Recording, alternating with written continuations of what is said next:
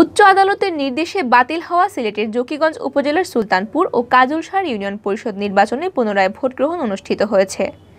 বুধবার 15 জুন সকাল 9টা থেকে বিকেল 5টা পর্যন্ত শান্তিপূর্ণভাবে ভোটগ্রহণ অনুষ্ঠিত হয়।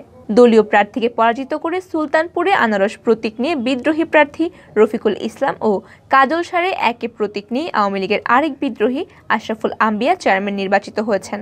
বেসরকারি ফলাফল অনুযায়ী সুলতানপুর ইউনিয়নে 4654 ভোট পেয়ে বিজয়ী হয়েছেন আওয়ামী লীগের বিদ্রোহী প্রার্থী ও বর্তমান চেয়ারম্যান রফিকুল ইসলাম।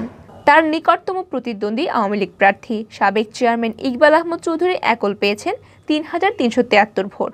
অপরদিকে কাজলসার ইউনিয়নের চেয়ারম্যান পদে আওয়ামী লীগ বিদ্রোহী প্রার্থী ছাত্রলীগ নেতা আশরাফুল আম্বিয়া 3776 ভোট পেয়ে বিজয়ী হয়েছেন।